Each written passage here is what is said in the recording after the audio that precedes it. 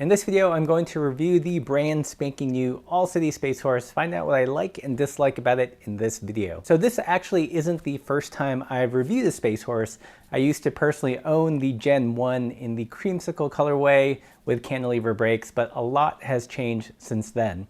Or has it? If you're not familiar with the Space Horse, it is All City's all-rounder light touring road bike. Steel frame, steel fork, and this most recent version is completely modern. So gone are the quick releases and the sliding rear dropouts. Now it is through axle front and rear. Another big change is you can get the Space Horse both in 700 or 650B.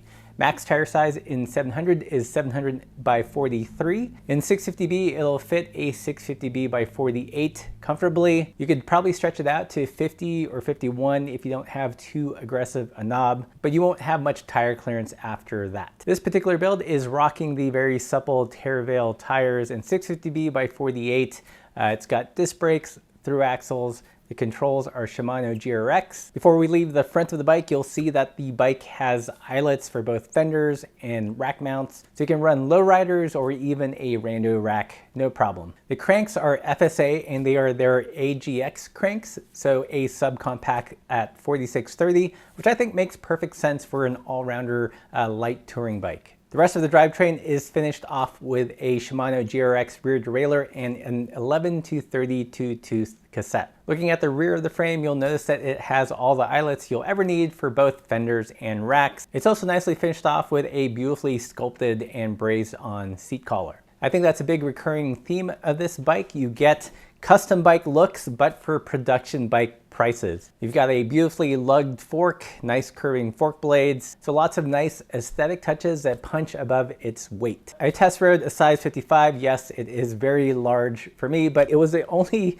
demo bike that they had. On our scales, the complete bike weighed in at 26.8 pounds. So that's enough of the boring stuff. How does the bike ride? For me, the front end was pretty neutral and stayed well within the bounds of an endurance road bike. So not super twitchy and not super stable, but just a nice balance. The rear of the bike definitely felt a little on the long side. I believe the rear chainstay is 440. So if you're looking for a really spicy handling bike, this isn't for you. But if you do prioritize a smooth and stable and comfortable ride, then this is a bike you should check out. On flat terrain, the bike comfortably got up to speed. Wasn't in a real rush to get there, but would get there eventually. And with the big tires and the generally compliant frame, it rolled over the rough stuff, not a problem. On steep climbs, I feel this is where you really felt the weight, just a little added touch of gravity. And if you like to stand and climb, this isn't the easiest bike to throw around. That said, when you were going downhill, the bike was plenty smooth and plenty stable, definitely aided by the longer rear end and just longer wheelbase in general. Descending on pavement, it was a smooth and predictable descender. So really enjoy the ride if you like a more chill bike geometry. So what are the likes and dislikes?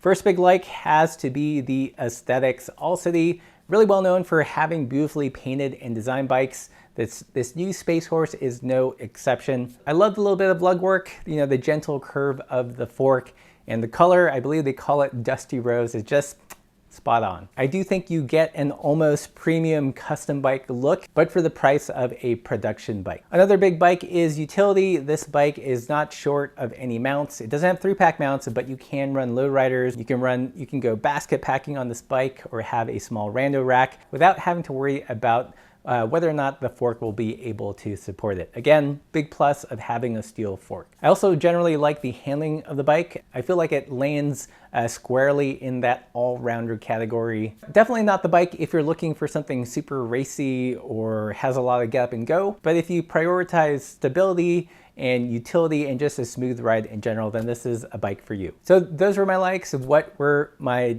dislikes? One thing for me is while the gearing is infinitely better than the original OG Space Horse, which was spec'd with a 5034 and I think a 1130 cassette for a light touring bike. This new Space Horse is more adequately geared, but I feel like if you're going to be, again, touring in the mountains or with any amount of weight, you're going to want to swap out that rear cassette. At 3230, you get just below 1-to-1.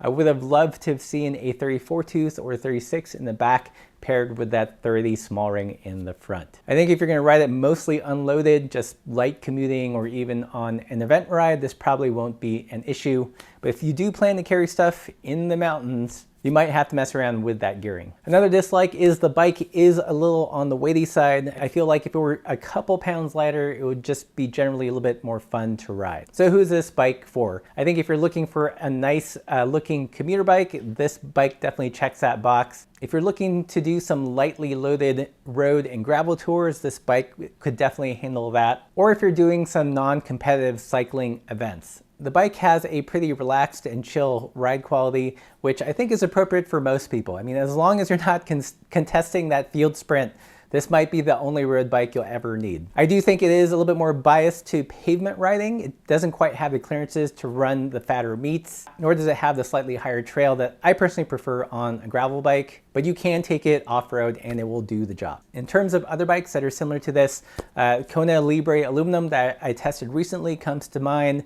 Again, it has that kind of neutral-ish front end, longish rear end. Unlike the Libre, it does weigh a little bit more, but you gain the utility of being able to put racks on the fork. The bike also reminds me of the Rivendell Sam Hilborn. Again, very similar-ish geometry, much more modern, not quite as compliant as the Rivendell, but I'd say about 70 to 80% there. At the end of the day, I think if you don't have any aspirations to race or set an FKT or contest a field sprint, then this might be all the road bike you will ever need. But that's what I think. Let me know what you think in the comments below. And if you enjoyed this review, consider supporting the channel via Patreon, hit that subscribe button, and as always, keep the supple side down.